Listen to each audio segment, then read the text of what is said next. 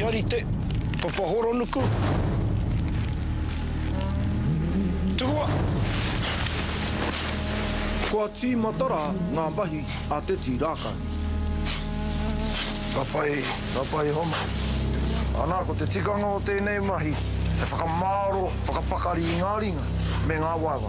Ua ki te wakahuri aku ringa me te tī Rakau i te mea a ua piko taku tinana te hiwa. Inari, pai tērā mo te whakapakari aku me ringa.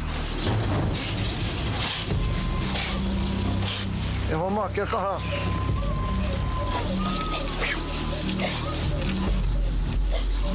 Haere tonu ana te karawhiu a ngā toa. Kāre e kore, kei te rongo ngā waiwai me ngā ringa ki tēnei taumahatanga. Challenging.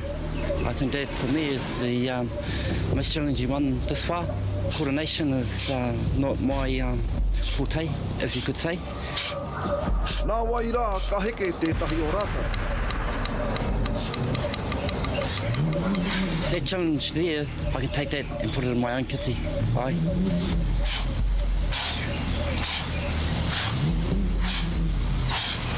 Ahakoa te heke o te wera e kia kaha tunu rā kouta. Kei a kouta e homa.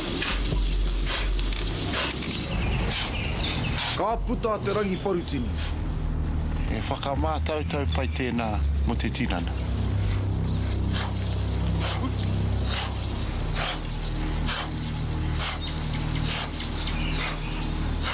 It was unexpected being on the hill, and also unexpected being in Papahoronuku. The actual Rotorua was quite hard.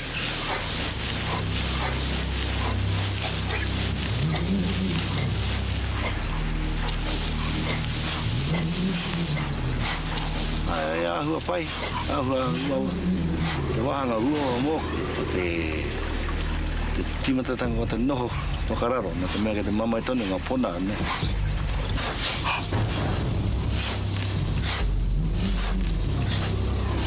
The hardest part was probably the Rakau and the crotch as well.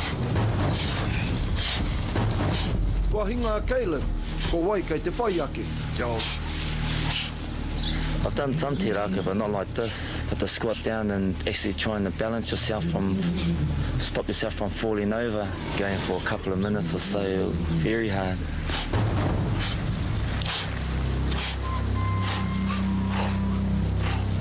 Wāhi māma ko te wāe ki mai te tangata ko puta koe. E aro ka hinga whakaro. Rā te kōrero, te pai tawi, pai a kia tapu. I ngā wā kua paure, ka tuake mātou ki runga i te papa e paina ki a mātou, engari i tēnei ata, ka tuake mātou ki runga i te tahi maunga. Kua puta rā te kaha ngā toa, ārunga, āraro. E whai whakaaro hoki ki te whawhai kei mua i arata. Engari, ko tahi anake ka tūtonu hei tōna mutu.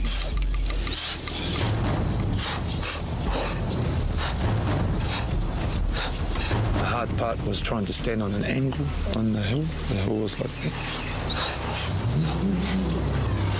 The quicker it went, the harder it was. When it got faster and faster, trying to keep it sharp and snappy.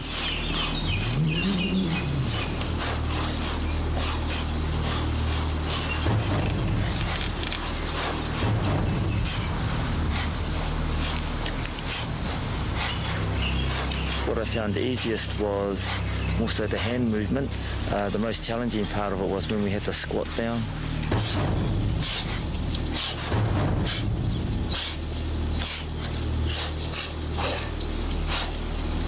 Ko te papahoronuku, tino mea ngā kainui ana kia hau. Kua tatara ki te otinga. Mā te upoko pakaru rāno, ka ora te toko iti e T.O.A ake nei. The quicker it went, the harder it was. Wish you concentrated at school when you did the Rakau work instead of mucking around. Toko toru kei te T.O.A. E homa, kia kaha. Ahakoa te heke o te wera e kia kaha tunu rā kouta. Kei a kouta e homa.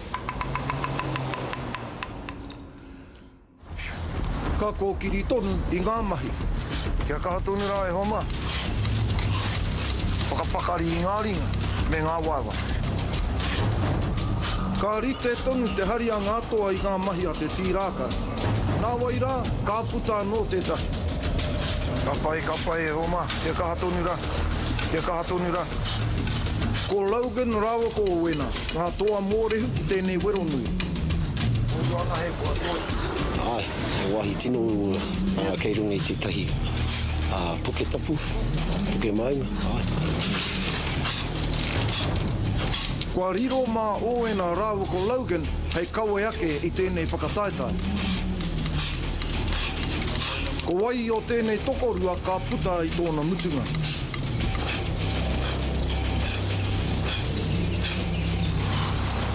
Te kahatoni. Kia ka. Kia toa e homa. Kua puta a ōena, no reira ko toa a Reuben. A hakoa te māmā o ngā mahi, ko tahi noa te toa. Tērā I tēnei ata I pirangi au mo te hare mo te community. Hei wero I a Reuben, engari kei te whai, kei te whai.